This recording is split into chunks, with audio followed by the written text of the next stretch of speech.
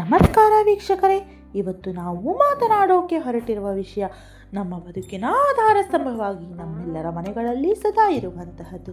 ಇದು ಅಡುಗೆಗೆ ರುಚಿ ತರೋದು ಮಾತ್ರವಲ್ಲ, ನಮ್ಮ ಕಣ್ಣಿಗೆ ಕಾಣದ ದುಃಖಗಳನ್ನು ನೋವುಗಳನ್ನು ಕರಗಿಸಿ ನಮಗೆ ಸಮಾಧಾನ ಕೊಡುವಂತಹ ವಸ್ತು, ಅದುವೇ ಉಪ್ಪು.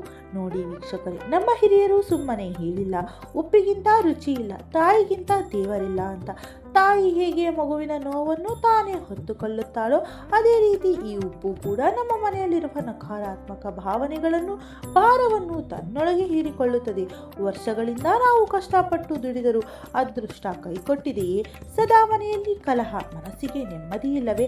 ಹಾಗಿದ್ರೆ ಉಪ್ಪಿನಲ್ಲಿರುವ ಈ ಪವಿತ್ರ ಶಕ್ತಿ ನಿಮಗೆ ನೆಮ್ಮದಿ ನೀಡಲು ಕಾಯ್ತಾ ಇರುತ್ತದೆ.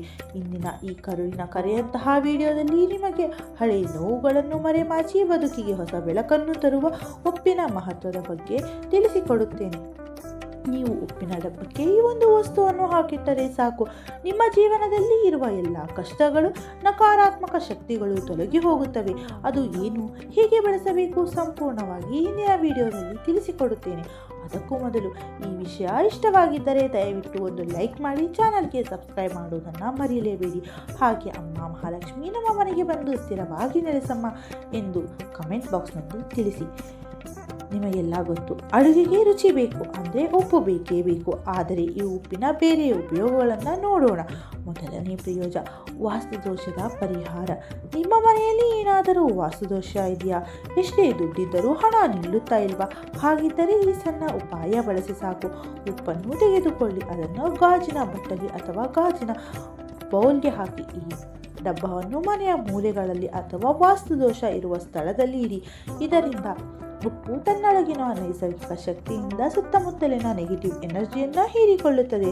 ಆ ನಕಾರಾತ್ಮಕ ಶಕ್ತಿ ಹೊರಗೆ ಹೋದ ತಕ್ಷಣ ಮನೆಯಲ್ಲಿ ಸುಖ, ಶಾಂತಿ ಮತ್ತು ಸಮೃದ್ಧಿ ನೆಲೆಸುತ್ತದೆ. ಎಲ್ಲ ಮನೆಯಲ್ಲಿಯೂ ಸಣ್ಣ ಪುಟ್ಟ ಜಗಳ ಇದ್ದೇ ಇರುತ್ತದೆ. ಆದರೆ ನಿಮ್ಮ ಮನೆಯಲ್ಲಿ ಗಂಡ ಹೆಂಡತಿಯ ಕಲಹ ಜಾಸ್ತಿ ಇದೆಯಾ? ಸಣ್ಣ ವಿಷಯಕ್ಕೂ ಕಿರಿಕಿರಿ ಆಗ್ತಾ ಇದೆಯಾ? ಹಾಗಿದ್ದರೆ ಈ ಉಪಾಯ ಮಾಡಿ ನೋಡಿ ಸಾಕು. ಇದಕ್ಕೆ ನಿಮಗೆ ಬೇಕಾಗಿರುವುದು ಒಂದು ಮುಷ್ಟಿ ಉಪ್ಪು ಮತ್ತು ಒಂದು ಸಣ್ಣ ಗಾಜಿನ ಬಟ್ಟಲಿ ಅಷ್ಟೇ. ಒಂದು ಮುಷ್ಟಿ ಉಪ್ಪನ್ನು ತೆಗೆದುಕೊಂಡು ಆ ಸಣ್ಣ ಗಾಜಿನ ಬಾಟಲಿಗೆ ಹಾಕಿ. ಆ ಬಾಟಲಿಯನ್ನು ನೀವು ಮಲಗುವ ಕೋಣೆಯಲ್ಲಿ, ಅಂದರೆ ಗಂಡ ಹೆಂಡತಿ ಮಲಗುವ ಕೋಣೆಯಲ್ಲಿ ಒಂದು ಮೂಲೆಯಲ್ಲಿ ಇಡಿ. ಇದರಿಂದ ಗಂಡ ಮತ್ತು ಹೆಂಡತಿಯರ ನಡುವಿನ ಇರುವಂತಹ ನಕಾರಾತ್ಮಕ ಶಕ್ತಿಯು ಕ್ರಮೇಣವಾಗಿ ದೂರವಾಗಿ ಹೋಗುತ್ತದೆ, ಪ್ರೀತಿ ಹೆಚ್ಚಾಗುತ್ತದೆ, ಕಲಹಗಳು ಕಡಿಮೆಯಾಗುತ್ತವೆ. ಇಲ್ಲಿ ಒಂದು ಅತಿ ಮುಖ್ಯವಾದ ಎಚ್ಚರಿಕೆ ಇದೆ ವೀಕ್ಷಕರೇ. ಸಾಮಾನ್ಯವಾಗಿ ಹೆಂಗಸರು ಉಪ್ಪನ್ನು ಪ್ಲಾಸ್ಟಿಕ್ ಡಬ್ಬಗಳಲ್ಲಿ ಹಾಕಿಟ್ಟಿರುತ್ತಾರೆ. ಅದು ಆರೋಗ್ಯದ ಮೇಲೆ ಕೆಟ್ಟ ಪರಿಣಾಮ ಬೀರುತ್ತದೆ. ಅದು ಗೊತ್ತಿರುವ ವಿಷಯವೇ. ಯಾಕೆಂದರೆ ಪ್ಲಾಸ್ಟಿಕ್ ಆ ನೆಗೆಟಿವ್ ಎನರ್ಜಿಯನ್ನು ಹಿಡಿದಿಟ್ಟುಕೊಂಡು ನಮ್ಮ ಆರೋಗ್ಯಕ್ಕೆ, ನಮ್ಮ ಮನಸ್ಸಿಗೆ ಹಾನಿ ಮಾಡುತ್ತದೆ. ಹಾಗಾಗಿ ಇಂದಿನಿಂದಲೇ ನಿಮ್ಮ ಮನೆಯ ಉಪ್ಪಿನ ಡಬ್ಬವನ್ನು ಬದಲಾಯಿಸಿ. ಉಪ್ಪನ್ನು ಯಾವಾಗಲೂ ಗಾಜಿನ ಬಾಟಲಿಯಲ್ಲಿ ಅಥವಾ ಗಾಜಿನ ಜಾರ್ಗಳಲ್ಲಿಯೇ ಹಾಕಿಡಬೇಕು. ಈಗ ಬನ್ನಿ, ಆರಂಭದಲ್ಲಿ ನಾನು ಹೇಳಿದ ಆ ಒಂದು ವಸ್ತು ಏನು ಅಂತ ನೋಡೋಣ. ನೀವು ಉಪ್ಪಿನ ಡಬ್ಬದ ಒಳಗಡೆ ನೀವು ಹಾಕಿಡಬೇಕಾದ ಆ ವಸ್ತು ಬೇರೆ ಏನೂ ಅಲ್ಲ, ಅದೇ ಮನೆಯಲ್ಲಿ ಸುಲಭವಾಗಿ ಸಿಗುವ ಒಂದು ಬೆಳ್ಳಿ ನಾಣ್ಯ.